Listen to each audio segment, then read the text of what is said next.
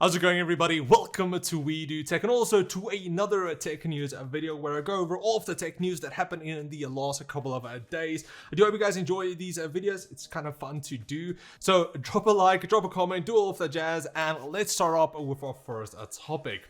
So starting off with the first topic, Cyberpunk 2077 was a huge deal when it was released back in 2020. It had a massive hype built around it, and millions of people were disappointed, unfortunately. But now, finally, after a few years, they have now dropped a major update. One of the most important things of this update is the PlayStation 5 and Xbox Series update, which has major graphic improvements for all of the consoles. Other updates include things like taking cover, positioning, reloading, equipping weapons, dodging, blocking, and changes to how crowds react, and also with certain NPCs are now willing to get aggressive if you are out of a line, and a general improved reaction to the player. It's kind of sad that this has to be fixed because it should have been actually just implemented when it launched, but also with this massive update, it kind of includes a free DLC as well. Now, the update for PC is about 43 gigabytes in size, which is pretty crazy for an update. Now, I want to hear from you guys. Are any of you actually gonna get back into playing Cyberpunk, or are you just entirely over it and it's just a major letdown? Let me know down in the comments below. And then next up, a lot of people are very excited about the Steam Deck coming out this month, and Valve has made it even a bigger deal now by including iFixit to the party. Last week, Valve released CAD files so you can actually 3D print your own shell for the Steam Deck, and also now included iFixit in the process by handling the fixing and also part selling of the Steam Deck. Now, Valve wrote on Steam yesterday, iFixit will be one of the authorized sellers for Steam Deck replacement parts, as well as replacement parts for the Valve Index VR kit. We are still hammering out the details and we'll be sharing more info on this soon. Now, for how everything is going for the Steam Deck, being able to 3D print all of your own parts, maybe later on you'll be able to build your own custom Steam Deck. I'm sure somebody will be able to do that. But I want to hear from you guys. Are you actually getting a Steam Deck if you live in the US or overseas? I don't think we're going to be able to get it here in South Africa, which is unfortunate. So I really want one. But yeah, let me know down in the comments below. And then now that we've talked about Cyberpunk and also Steam Deck, we can include them in our next story, as AMD Fidelity FX Super Resolution is now available for both of them. But what makes the technology so impressive on the Steam Deck is that it's actually built into the SteamOS itself. So any game you play will have the tech enabled. Now keep in mind that Fidelity FX does have an impact on image quality, and with the Steam Deck's native resolution of only 720p, which means that FSR does have fewer pixels to work with for its upscaling algorithm, but luckily games will have different options enabling different sharpening filters that may reduce the effect. Now this will come at a cost of a lower graphics quality, but will also improve battery life. Now, it does seem like all tech companies are buying each other out, the bigger ones buying the smaller ones, and with that, it does come with no surprise that Intel is set to acquire Tower Semiconductors for $5.4 billion.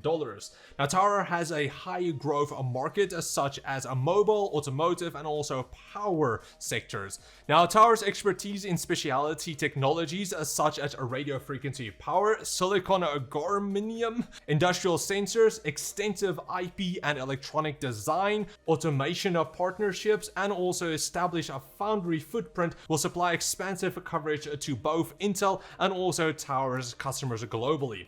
The global shortage definitely set a lot of wheels rolling in this industry lately, so we'll see how far it goes. Now, more news from Intel is that the Arc GPUs will support up to 5 displays.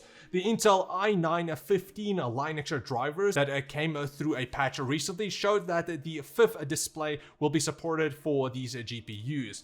Now, in previous photos, the GPUs seem to only have 4 display outputs, but with the introduction of USB 4, Intel may use a USB-C port for additional display support. Now, most people won't necessarily use this, but I do kind of use around 5 monitors for all of the cameras and everything, and currently with normal NVIDIA GPUs they only support up to 4, so that is where the extra display could actually come in handy for some people.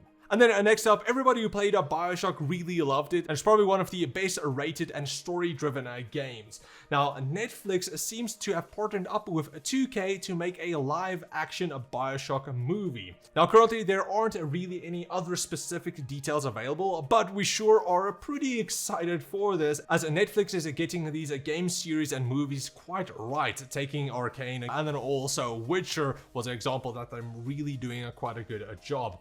Now, the next Bioshock game is currently in development under Cloud Chamber, a studio under 2K's banner that was formed in late 2019, but that's pretty much all we know.